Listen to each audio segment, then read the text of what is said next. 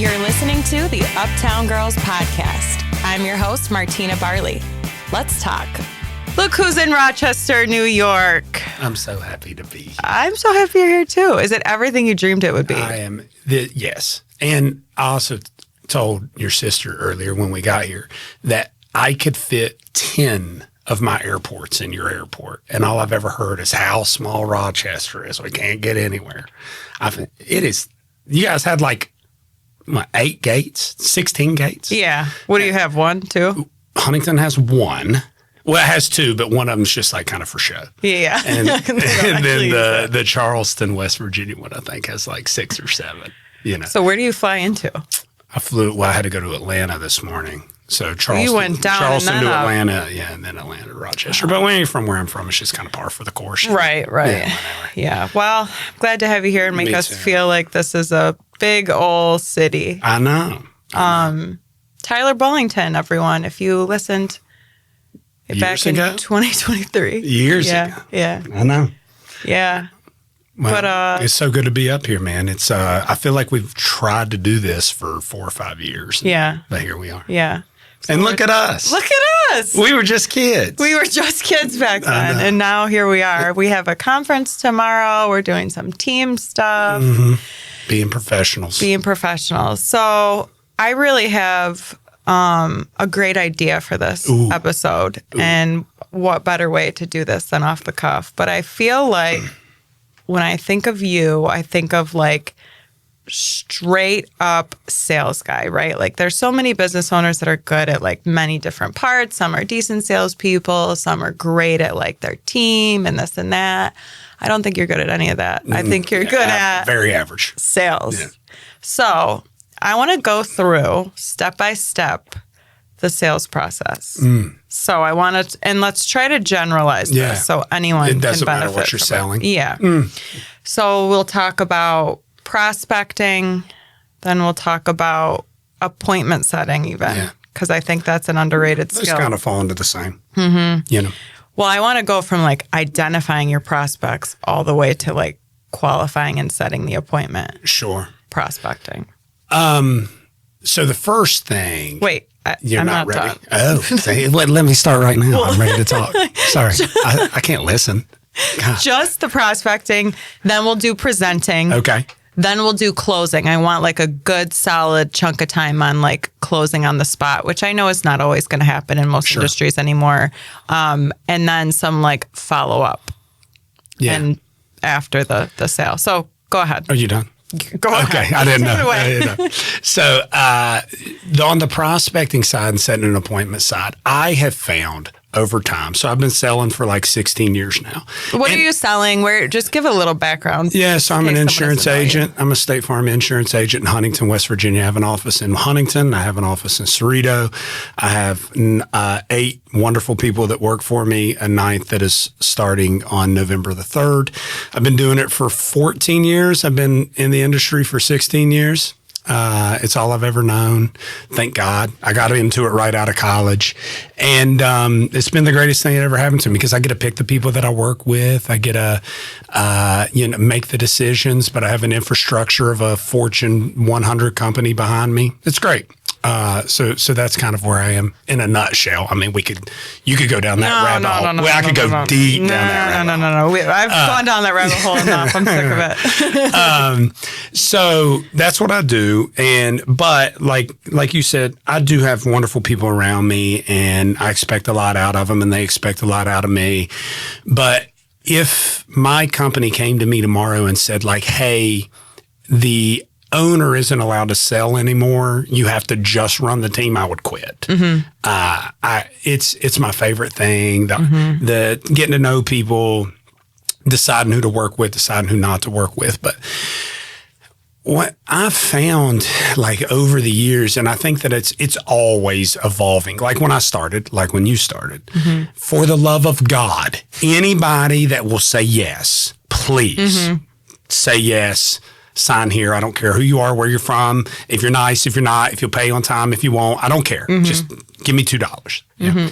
It's not it. And then over time, as you like grow in the business, you become a little bit more financially stable. You don't feel like that. So I think the quicker that you could trick your mind into realizing like it's your job to give everyone the opportunity to work with you. Everybody deserves the opportunity to work with you, but not everybody should.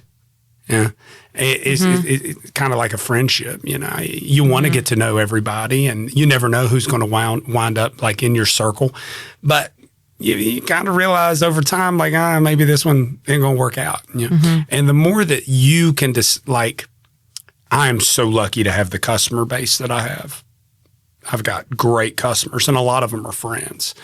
But a lot of my customers are lucky they're with me too. We do a damn good job. Yeah, and I think the quicker that you can make that turn in prospecting, the better off you'll be. Like if I had one rule, if I had like people were like, give me the one thing that blah blah blah. Only work with people that you like. Work and meet. So prospect, talk to people. Any of that resistance, there's a book. Oh God, another sales guy telling me about a book. Yeah. There's a book out there. It's called The War of Art by Stephen Pressfield. Have you ever heard of it? No. Okay.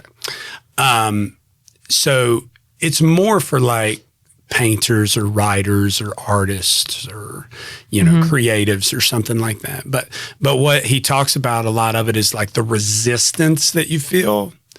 And I think that exists a lot in sales or anything that you do, whether you're sitting down at a computer to write a story, or you're going out to dinner with maybe a couple or someone that you've never met before, or you're getting ready to do a frickin' podcast, right? There's like this weird little resistance thing.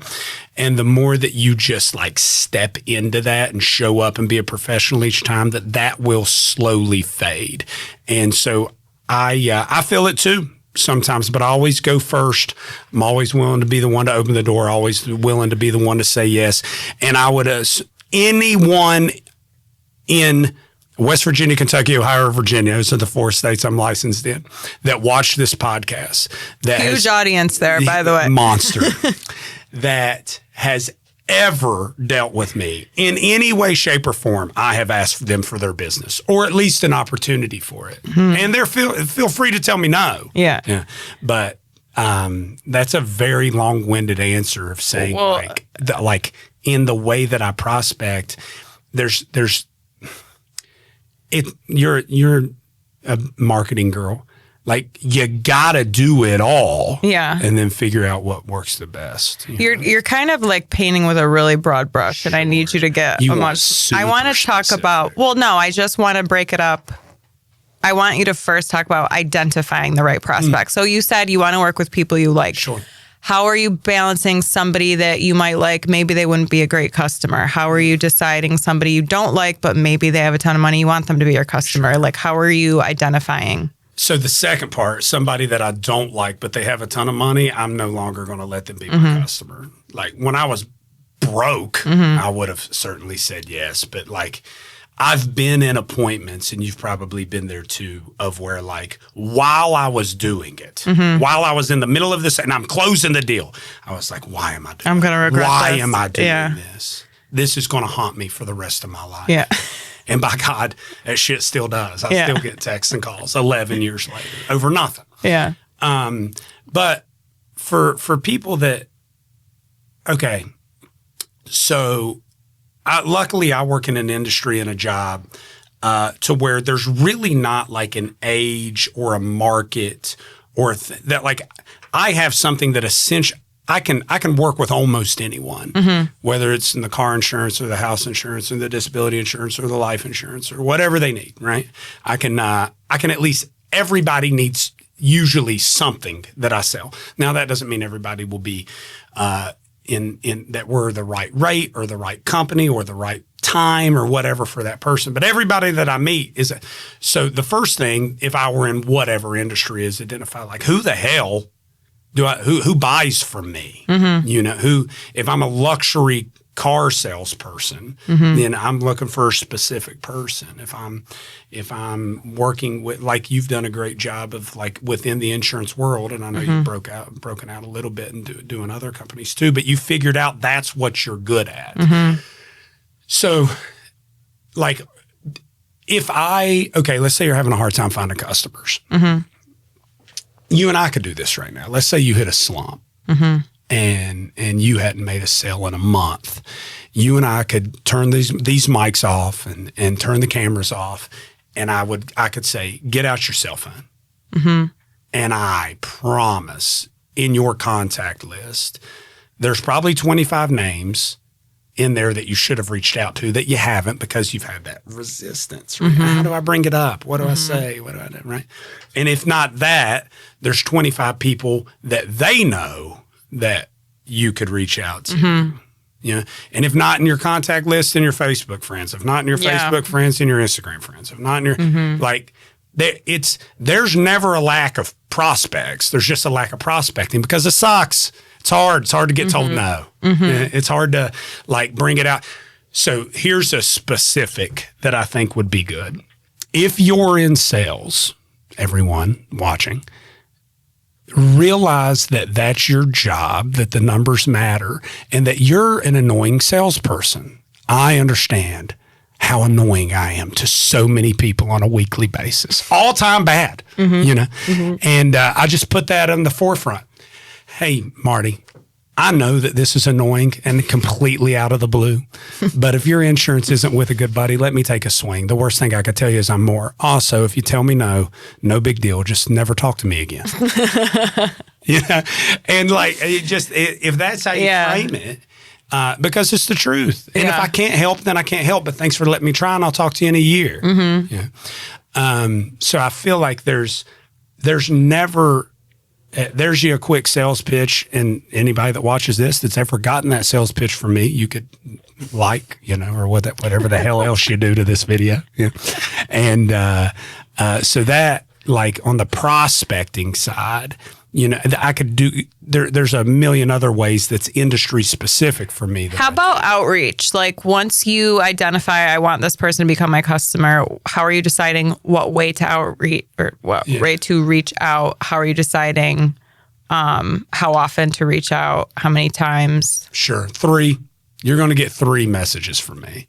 So there's a difference between a target and a prospect, so a prospect has a little bit of like heat to it.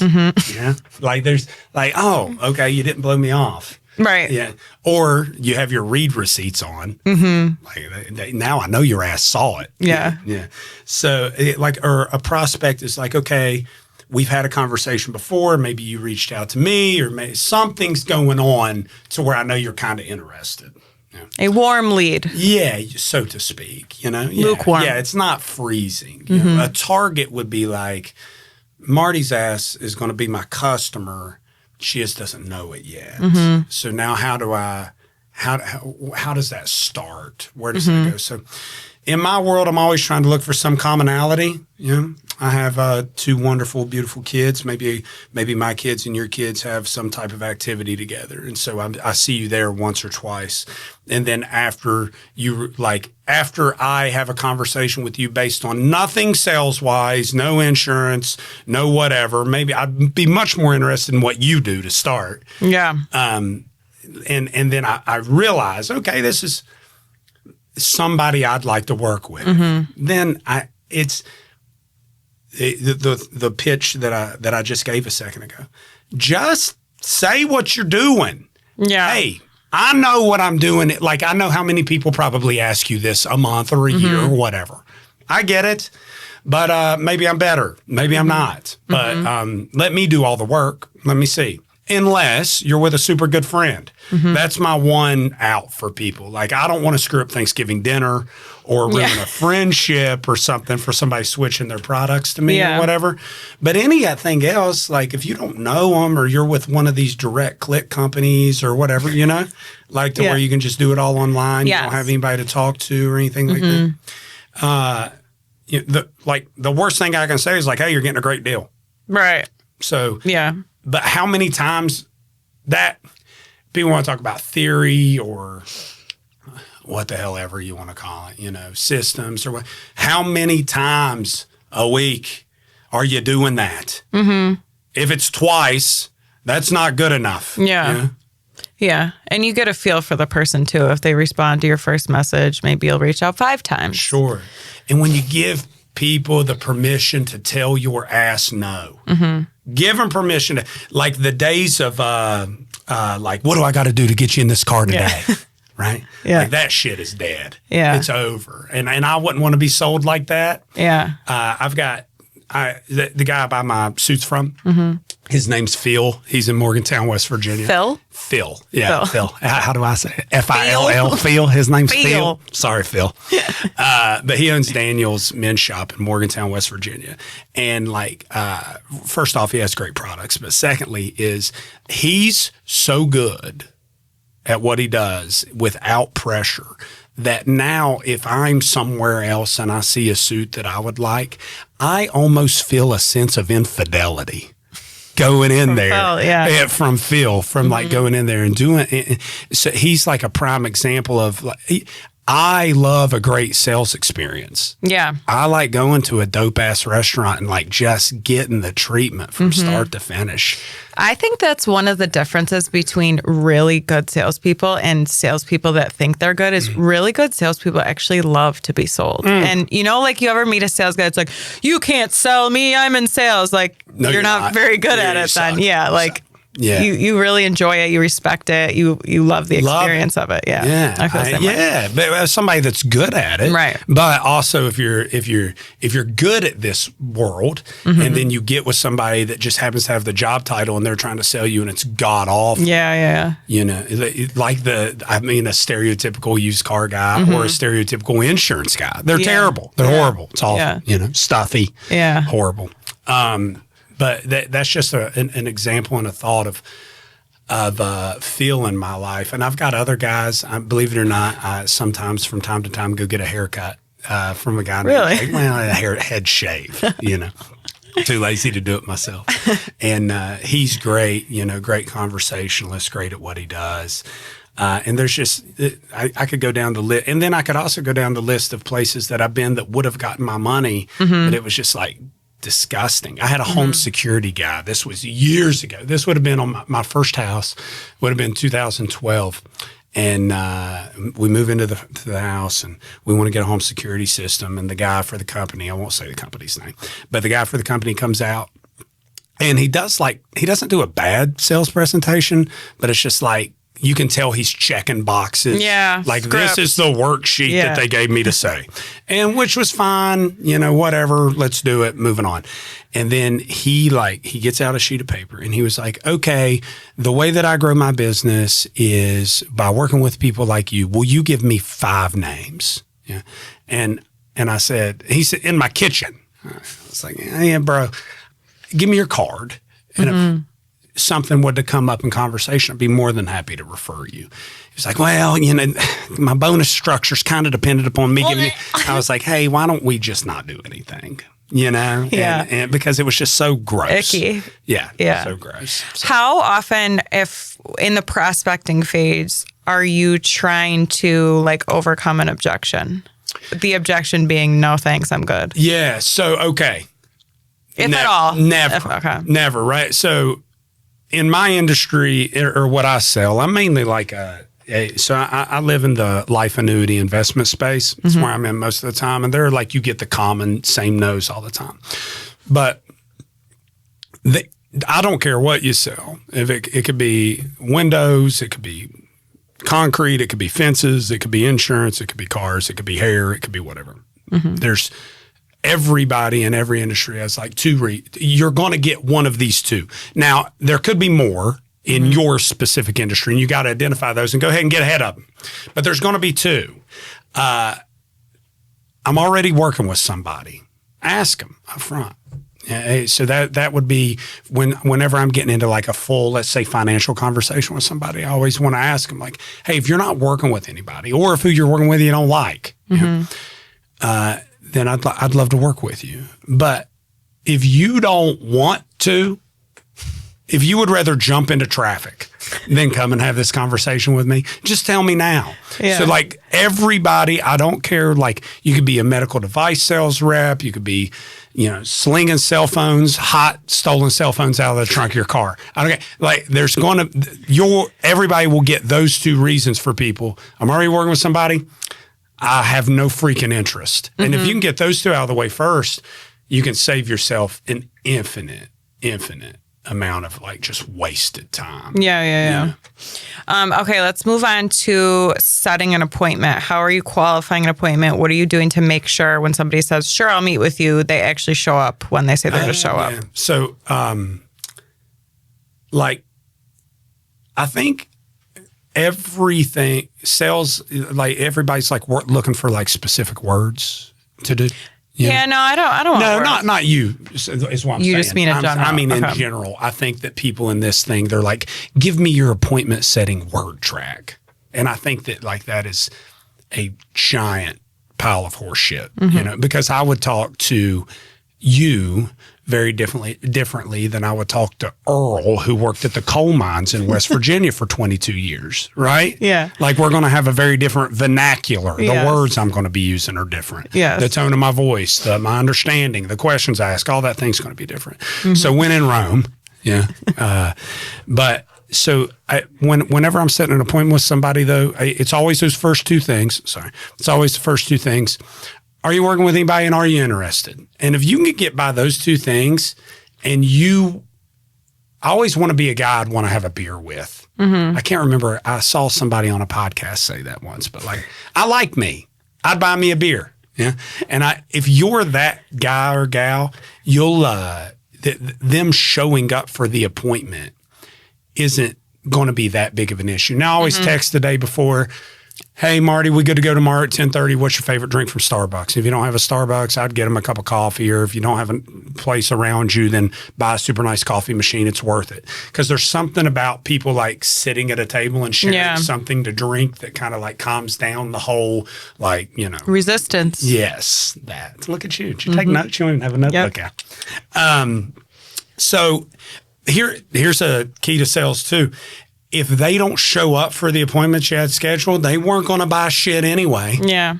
And so I think that we spend a lot of time trying to convince people that don't want to work with your ass in the first place, especially early on in your career. I don't do that too much anymore.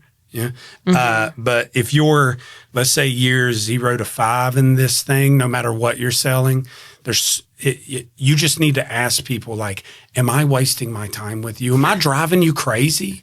I don't want to be the guy that drives your ass crazy. So if now's not the right time, you tell me when. I've got a buddy named Josh, who's a newer customer of mine, and we sat and talked about a product, and I think that it fits their life, and he thinks that it fits their life. But they had this like real bad experience with a contractor here recently, and kind of lost a lot of money, and no fault of their own, and in that. But it was just like the wrong time for us to have that conversation. And he's a good dude. And I know he was just super busy, but like I sent him like the blue bubbles on our text message thread started to be real heavy on my side. I started feeling real bad. And so I think like on the fourth one, I was like, Josh, please don't make me be this man. Just tell me what's going on. You know, he was like, shit, my bad, man. Just not right now. Cool. But so I think the more that you can just be somebody you'd want to have a beer with, don't be somebody different from 9 to 5 than you are from 5 to 9. I've done a lot more business over a bar stool than I have at my desk, or at least the beginning of it. Okay, let's move to your presentation. I know you don't have a presentation. Sure. That's why I'm using quotes. But your sales conversation, consultation, pitch, demo, whatever you call it. What are some things you do in the beginning of that to set you up for success when it's time to close? Yeah, you're really good at this too. And I don't do this as a tactic. It's like truly who I am. It's nothing but questions now. It's all I do is ask questions. And I mean, I don't know. I think that you'd be way better off served in life, not just sales. So I'm very interested in their job. I'm very interested in their family. I'm very interested in their travels. I really like just talking to people. Getting to know them.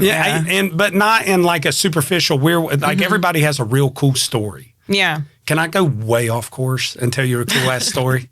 Yeah. Okay. Oh, you're asking me now. Yeah, yes. right now. Okay. Can I tell you this? Please. Okay.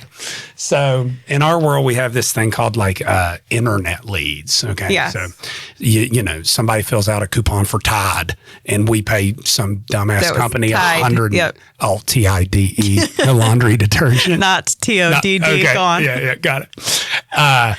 And so we get this internet lead. It's this sweet older lady from down in where I grew up in West Virginia, like down in the coal fields.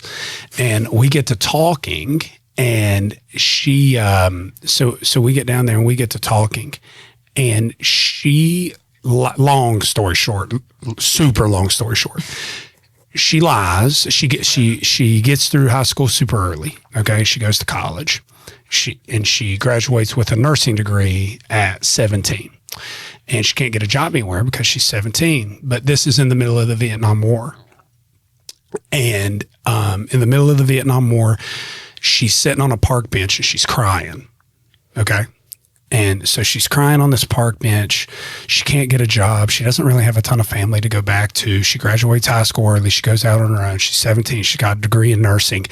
And this gentleman walks by, this young man. So, you know, why are you crying? What's wrong? You know, because people then like talk to each other. Yeah. You know, if a lady was crying on the bench, you know, you didn't take a picture of it and upload it, right? Yeah.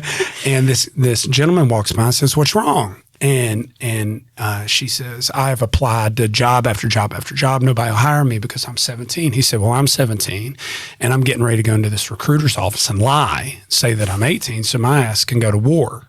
And she said, I'm going to do that. I'm going to go to the VA and I'm going to lie and say that I'm 18. We're in the middle of war.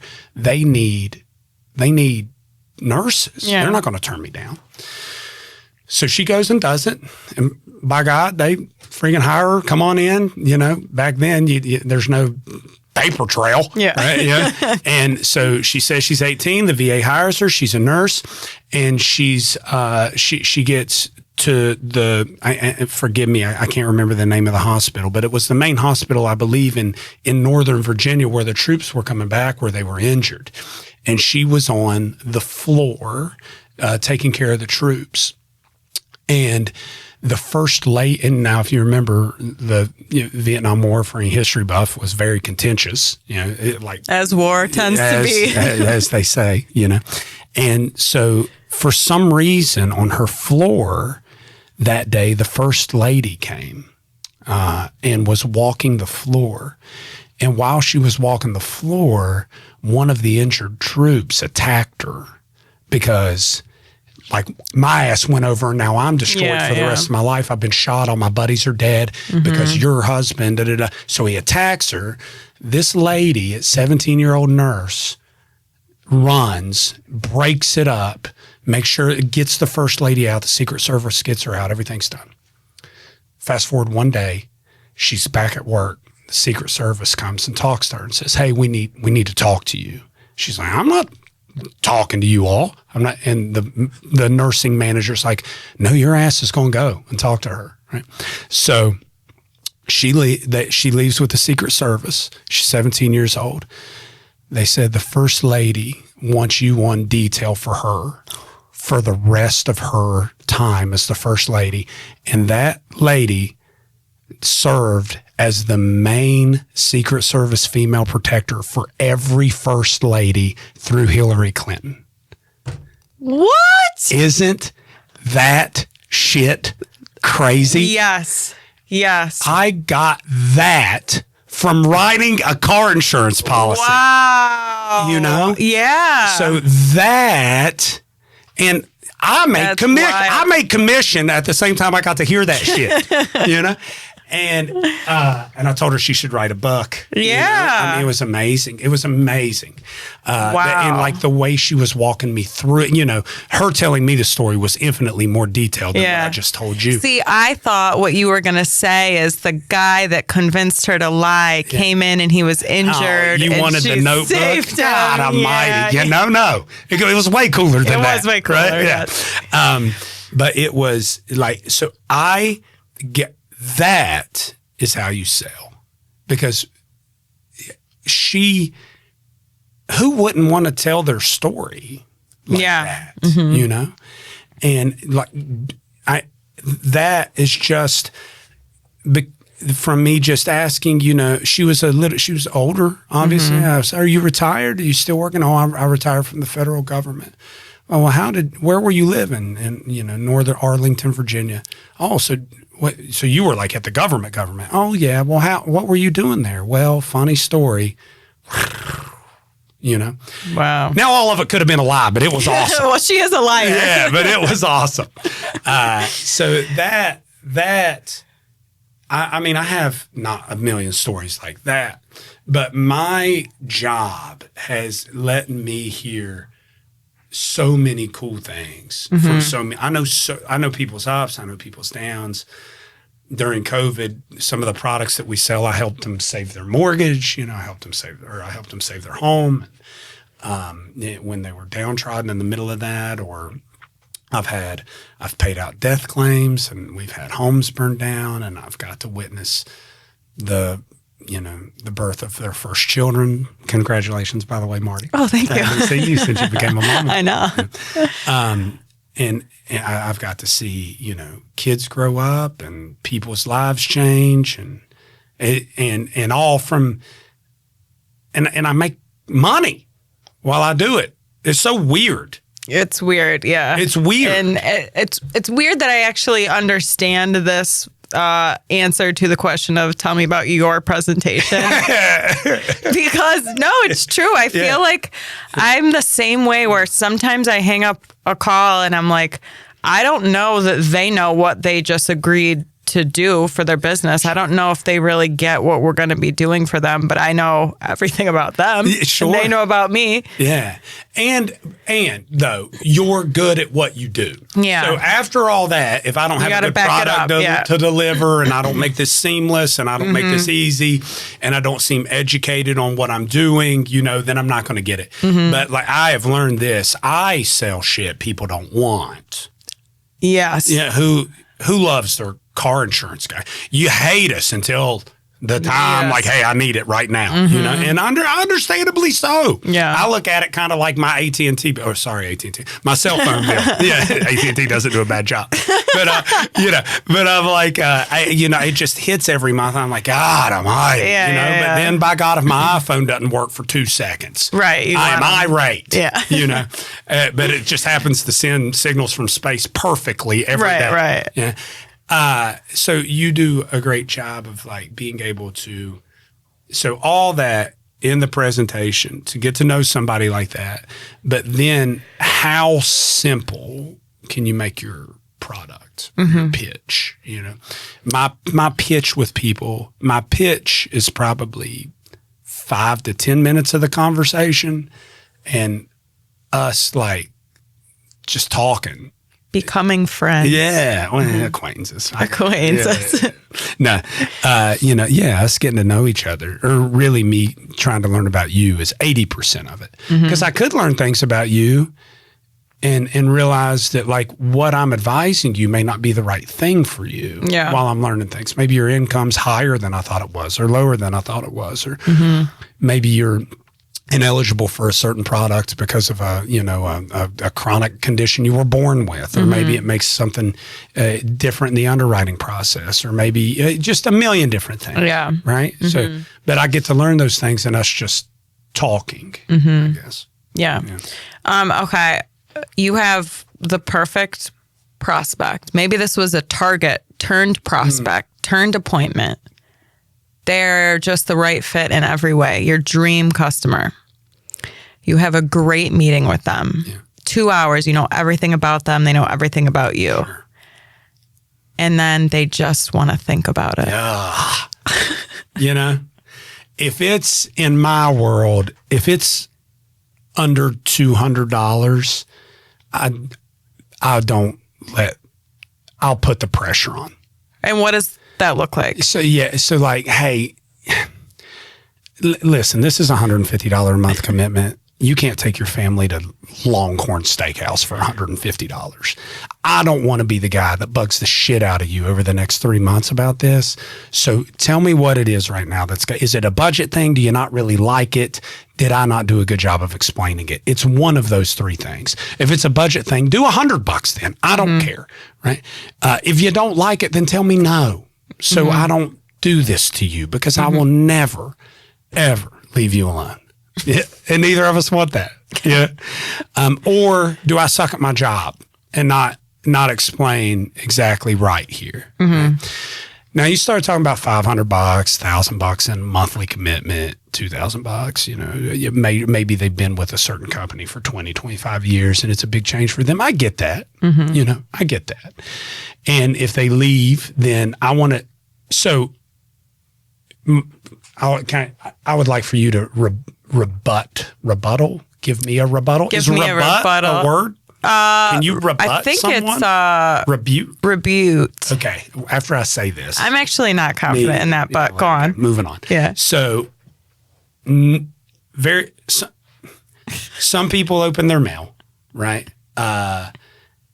Very few people check emails anymore. I mean, they do, right? But not dialed in, right? Not, like the amount text messages now, I mean, especially around like election time, God almighty, if I got another text, you know? Yeah. Like these things are starting to become worn out. People don't check them a lot, you know? Everybody opens a handwritten letter. Everybody opens it. I don't care who you send it to. I open it. My son, so sad story turned into good story. A couple of months ago, we were coming back from New York City, and we landed and started getting texts from our nanny, and our dog escaped while we were gone and got ran over. My sweet little Pearl girl. It was awful. Terrible, terrible. She was a wonderful, wonderful, wonderful dog. It was a tragedy. It was terrible. But she showed us, I mean, we were all just a wreck, you know. But she showed us how good life was with a great dog. And so we got I don't want to say a replacement. Yeah, it's a bad word. We got a new dog in honor and remembrance of Pearl, and we named him JJ. So now we have JJ at the house. And my son is in first grade, and this just happened yesterday.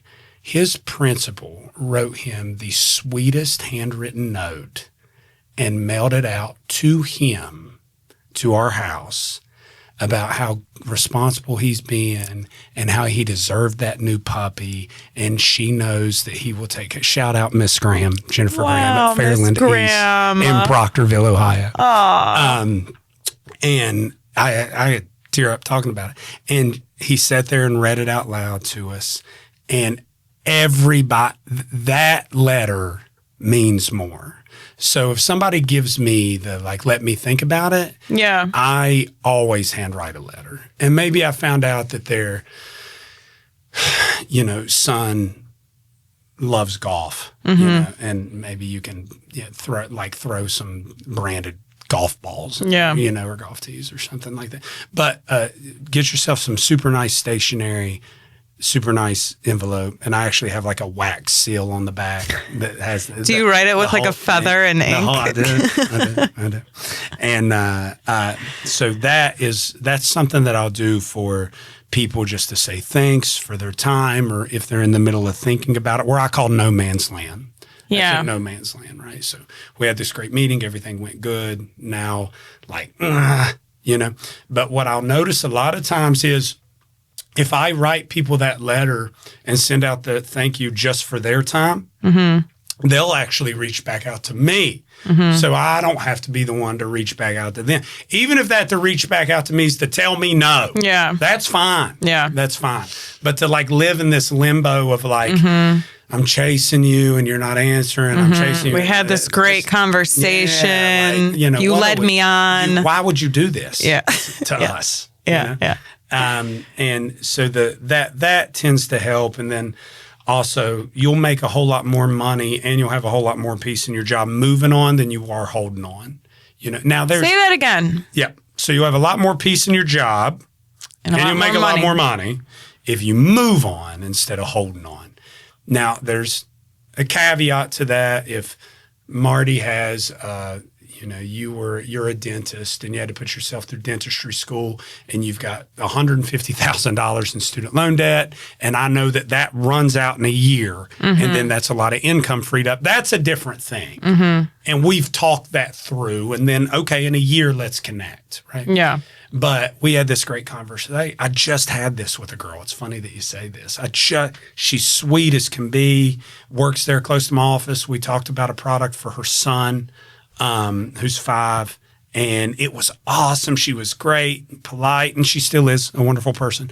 And I just the last message that I sent her was like, hey, just letting you know this is the last one. I'm not this kind of guy. I don't want to drive you crazy, but please know if something ever happens and this pops interest in your brain, please reach out. And I never heard anything, right? Yeah. She's gone with the wind.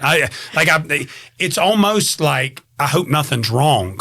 Yeah. Almost, because it's weird. Because you were so on the same page and then you weren't. Yeah. Do you ever this is something I do really chaotically. And this, I mean, I will sometimes go, let's say I talked to somebody in 2018 when I was at my old company and their name just pops into my head. I'll just text them and literally just be like, hey, dude, no, how have you been? Absolutely.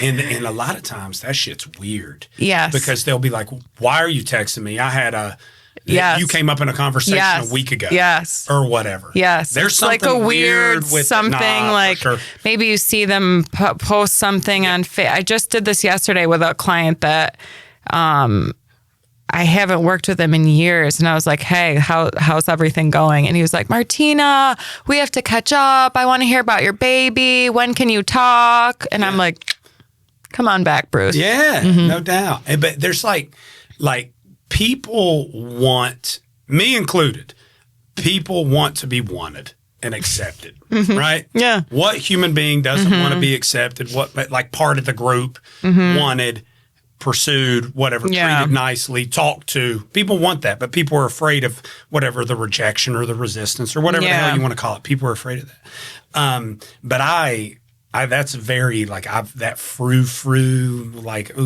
why would you reach out to this person at this exact time? Just because it's meant to be. I believe that shit. Yes. Is real. Yeah. Yeah. I tell you, that's funny. Yeah. That's a good one. Okay. So you're gonna try to overcome an objection when it's a lower risk, let's say, lower stakes. Yeah. Type of sale. Sure. But you're not going to really do that as much on a higher end thing. No. You're going to walk around Gucci for a bit. Yeah. Put it on your arm, look at it. Maybe, maybe not. Do I love it? Yeah. Maybe. Let me do a lap. Yeah. You walk out, come back in. You're making a commitment. Yeah. Let me make sure the Ferragamo doesn't have something I like a little bit better. Yeah. Whatever, right? You're going to go, if you need underwear and Hanes is the closest thing, you're just going to buy it. Right. I'm not going to sit here over this 17 pack for $9 for an hour and a half. Yeah. You're going to I need some right now. Yeah. And you're going to get it and you're going to go. So I look at that a lot in the product world. Yeah. I have customers that have made humongous financial decisions with me. Yeah. And thank you all people that have for your trust and to do that shit and stuff. And it's, I had a buddy this year that's kind of been like a 3 or 4 year process as he built up his medical practice. But then I've got a bunch of customers and thank you all too. Give me $43. Nice. Right? Yeah. But that took 7 minutes. Yeah. Yeah, sure. Okay, it's interesting you brought that up about the medical practice, because my next question, and this can be whether it's prospecting, presenting, closing, follow-up, what are you doing differently for a business owner versus a just civilian? Man, that's a good question. I don't know if I would say the conversation is different with a business owner. In what way? I learned we can speak in common. We can use vernacular that maybe you don't use with other people that don't own a business. I'm just laughing because you've used the word vernacular. Is that my second? Multiple times now. Is that what we're doing? Yeah, that's what you're doing.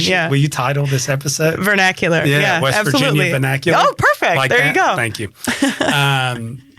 So we can use the word words like, profit loss. What are your margins, turnover? What are your struggles? What are your successes? What's bringing you more success than you thought would? What's your biggest struggle this year? And like, if you had to do it all over again, where would you start? What would you do? And these are all things that you can ask people that are like, say, a W-2 employee too, but it's not quite the same. They don't understand profit margin or stuff like that. And then you can also see if, I don't mean that they don't understand it. They've just probably never dealt with it. Yeah. But then when you're talking to a business owner, you can also forecast. Oh man, you're going to grow, so we should set you up for that in the future. Or like, okay, you're pretty happy where you're fat and happy now. What are you going to do to maintain but keep your peace, kind of thing? Yeah. So I don't know. Just the learning about the other person, and if it just so happens that if they're a business owner, learning all about their business is also super interesting for me. Yeah. Learning about your business, I could pick something up from my business, and vice versa. Or you've made a screw up that you could tell me about that. I'm like, oh shit. Yeah. Don't do that. Yeah. Do you find your contact changes with business owners? Are they harder to get a hold of, easier? People that want to talk to you will get the hell back to you. I don't care if they're a pediatric neurosurgeon or the mailman, right? Right. They'll get back to your ass if they. You also, on the last time you were on, we're talking about mailmen. Yeah. I'm like a 3-trick pony, So I only got so many things to go to. Yeah. It's funny. Is this hour almost done? God, I don't have anything to talk about. 14 minutes. Yeah. I've only got 4 more words left. Yeah. But yeah, just learning about the other person. Yeah. And if they want to, if a person, God, if I could, there's the question, if you could start all over, what would you do different? I would only deal with people that get back to me. Yeah. I would not just chase and chase and chase and chase. And I would give people the ability to tell me no. Well, how do you balance that with, like, you follow up as part of sales? You can't tell your team members, if they want to get back to you, they would. Sure. They need to be like you're kind of, I do the same thing. You're doing sales like just for fun because you like to do it. But your team that you need numbers out of and somebody that has like an aggressive goal to hit, they need to follow up. So how are you balancing the mindset of like, if they want to do it, they will, which I get. Yeah. And I also need to follow up because I. So if you you live in the world. Right? I think like so. You're a person, correct? I think. Okay. And so you, over your lifetime now, you really, okay, if you meet 100 people, 50 of them are probably batshit crazy. Yeah. Yeah. And I'm sure there's a lot of people that would say that about me too. Yeah. But you don't know who those people are going to be. So I think that it's up to me it's up to me and up to my team and up to any person in sales to feed you enough chances to learn if this person is like, oh, okay, this person's interested, let's move on. Let's keep going. All right, this one's, all right, and that maybe, and then you learn. So there's people that's like, okay, we're going to do business now, we're going to do business later, we're going to do business never. And the quicker that you can put those people into those buckets, the better off you're going to be. I have a couple of team members that are really good at this. And I have one, and I would put myself in this category as well. I have a couple. Actually, all the people that sell for me, they like, if not now, when? And if there's not a win, I'm never calling you again. And that's cool, especially if you were like a jerk or because a lot of people you deal with are hateful. No matter the industry, not just my industry. Just people are hateful in general. The world, right, is somewhat. You never know, and you might catch a person on a bad day or whatever. But are you going to do business now? Are you going to do business later? And if it's later, when? right? Yeah. In my world, when does your policy renew? Or if you had a big house claim or something, when does that fall off? Mm-hmm. Maybe in your world, car sales guy, when is this person planning on getting their credit cleaned up or their lease is up? So you're looking for some identifying factor to tell you when are we talking now, next. later, never. Okay. Now, later, never.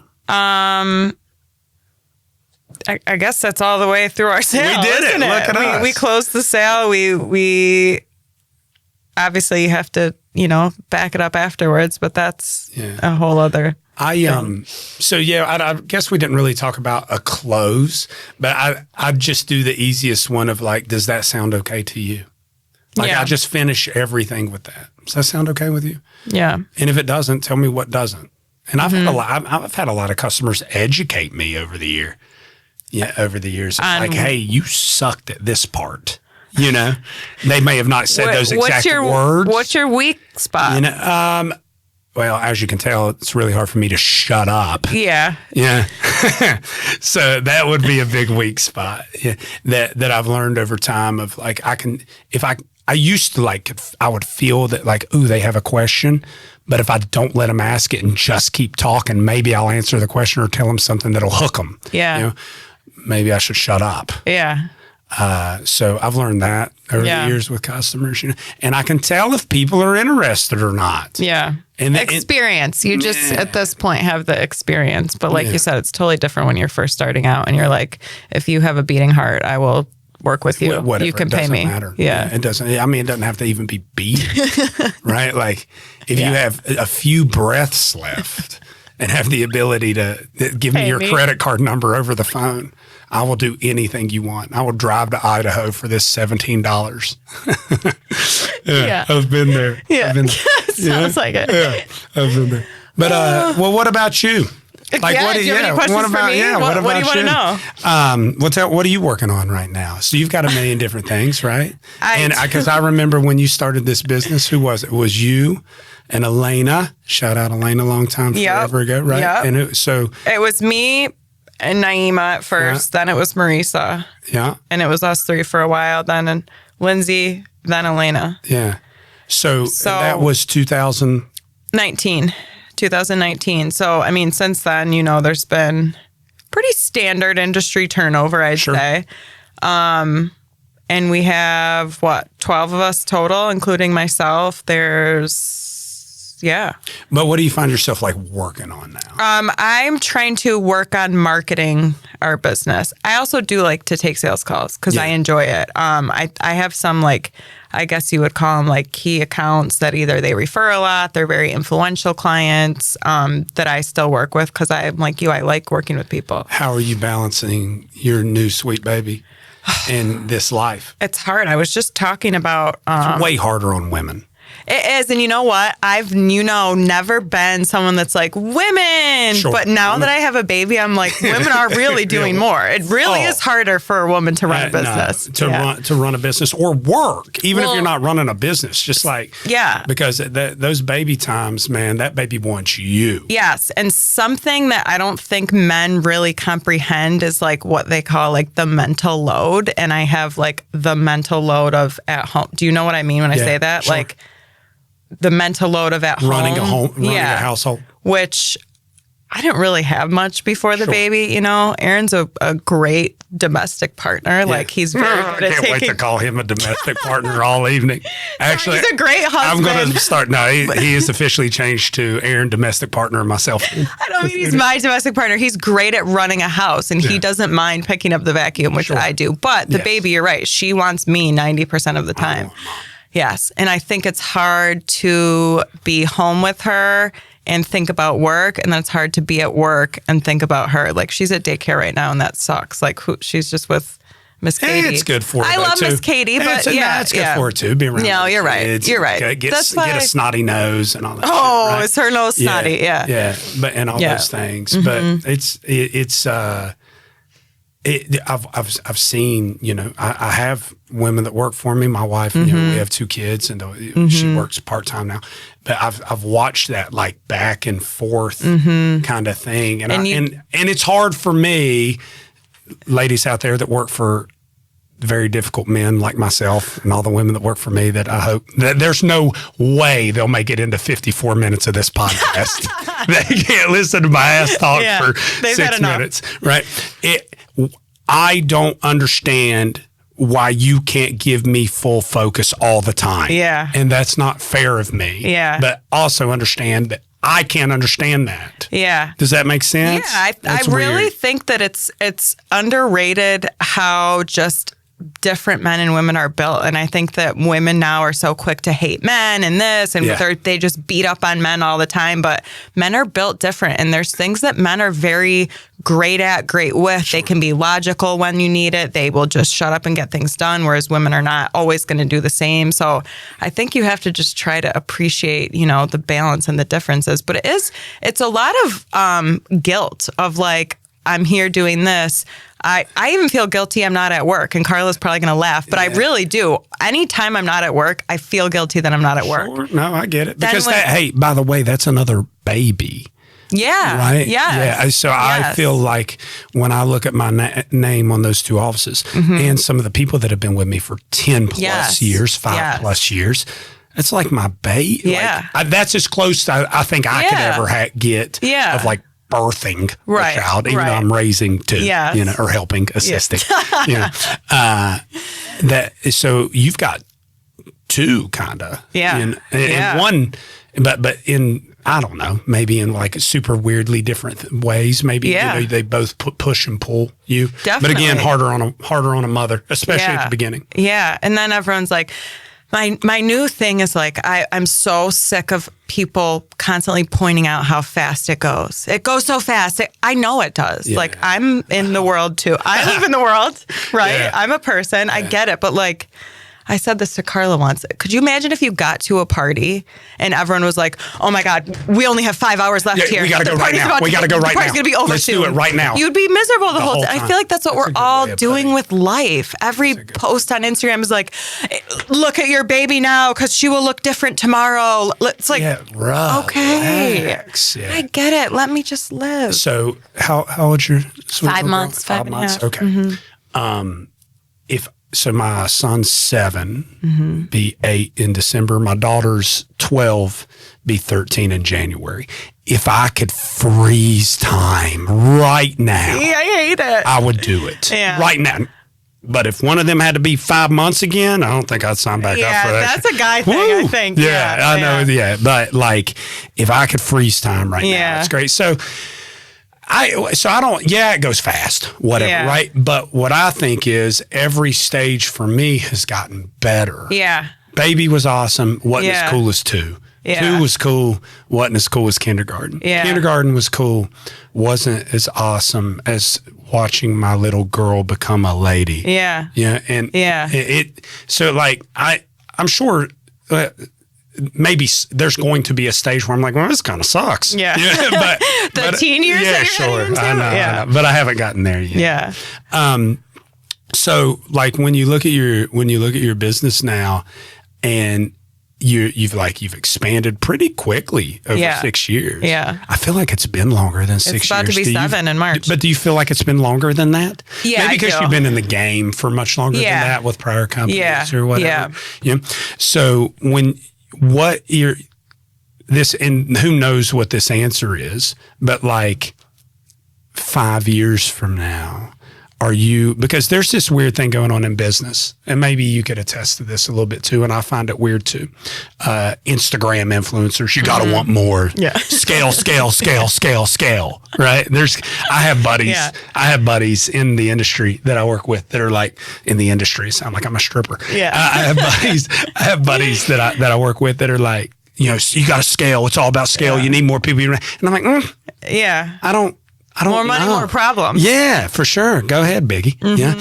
And I don't feel like that. How do you, over the next 5 years, I expect to be better than I am now. Yeah. But the idea of me having 47 people under me with 3 hierarchies of management, to me, sounds horrible. So there's I would rather have quality. Yeah. With like the type of people I have, high quality beautiful, wonderful people with kids and dreams and families and hopes. I don't have, and I'm not saying you can't have that with scale, but I don't.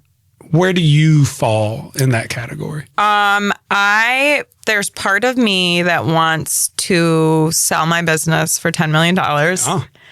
And there's part of me that just loves it the way it is, like kind of like what you're saying. Like I can be home with my baby if I want to, and the world's not going to fall apart. I don't enjoy managing people. And it's not that I don't love everybody that works for me, because I love every single one of them, but that's not where I like enjoy work. So I don't want, a crazy amount of employees. Could you imagine running a company that has like 200 employees? Like, I don't want to do that. I think you only work with like 6. Yeah. But it's the. But then you're working with the 6 to work with the next 20. Yeah, but number 200, if number 200 does a big boo-boo, that's coming to number 1. Yeah. Yeah. And listen, thank God for Apple and Steve Jobs and, Elon Musk and Kendra Scott and who's the lady that did Spanx? Sarah Blakely. Yeah, she's great. I saw her give a speech once. Like, thank God for Jeff Bezos. It's awesome. It's awesome the things that we get to have in 2025. Like, thank God my ass wasn't born in like 1850. I would have died immediately. If I had, my buddy Patrick Blevins says, if I had to make a living with these hands, my family would have starved. And I am the same way. But I think that's a weird place to be right now in the business world.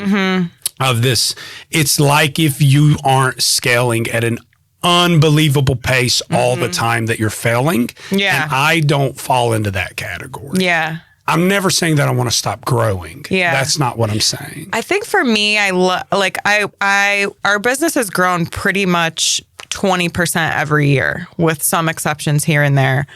But I like that and want to keep it that way, where we're adding 1 or 2 people a year, a certain amount of clients every year. But I like doing other businesses. Like, we own a salon now. We have rentals. Like, I like to diversify a little bit. So you're taking your skills and doing the other things with it. I'm an Aries, you're an Aries too. You like something new challenge. And it's hard when you've been in the same industry for 15 years. Basically, right? Sure. That's pretty much where I'm at too. Yeah. So it's just, I like to do something new and try to figure out a different way to make money. Yeah. What are you doing outside of work? Like when you're not growing a business, when you're not doing this thing, when you're not with your little girl, when you're not being mom, like what is it that you do like outside of work that gives you the energy to get your ass into work? There's no time for any. I'm not a hobby girl. I like to go out. I like to go out with Aaron. Yeah. I like to go out with, a group of people, dinner, drinks. Yeah. I'm not like sewing. Social stuff. Yeah. I'd love to see it though. Yeah. Yeah. But so like social stuff. Yeah. I don't exercise. I don't really, I'm not a hobby girl. Right. You got something. You a movie girl? You a Netflix girl? Yeah. Okay. Big TV girl. Yeah. Reality TV. Yeah. Are you into to all these, like, who's this, the author now? Like Colleen Hoover. Yeah. Are you into I do like to read, actually. Okay. I haven't read since I've had the baby, but I do like to read. I'm a reader. Okay. Yeah. So you still, don't say you're not a hobby I like person. the podcast. I mean, no one's paying me to do this. Right. I enjoy doing this because I like to learn about other people's businesses, learn about other people's sales processes. Like, that's fun. You find a lot of purpose from your work. I find that too. Yes. I find that too. And maybe it's not sitting down and like doing tasks. Like, I don't really have any tasks that I'm doing day to day, but like, I love talking with clients. I love doing stuff like this. I love trying to like work on our marketing. Yeah. I was talking to, so I said at the beginning, I live in Huntington, West Virginia, which is where Marshall University is. Go Herd. And I always go to the football games and stuff. And we were at the tailgate. It was homecoming this past weekend. And I was talking to a young lady that plays on the Marshall softball team. I know her dad. He's a member of the donors and stuff like that. And she was talking to me how she had she started biology and now she's like not sure because now she's like, well, she's super easy to talk to and things like that. And I was like, So anybody out there like, I don't know what to do, or I'm not liking my job or whatever. So I would encourage you, find what you're good at. You know, you can be anything you want to be. No, you can't, Marty. No, you can't. Yeah, you can't. I can't be Tiger Woods. I can't be a stay-at-home mom. Yeah, you can't. You can't be anything you want to be. Yeah. I could pray every day and meditate to be LeBron James. I can't be LeBron James, right? Yeah. And I'm just not going to do that. So find what the hell you're like super good at and pursue that. And then you'll end up finding a lot of purpose in your work. Yeah. Yeah. I think that's a good place to end You like to do that? Yeah. Wish everybody a happy new year, because this is going to come out in January. Damn, for real? They really got to get yeah. some editing done. No. How many, can they take vernacular out?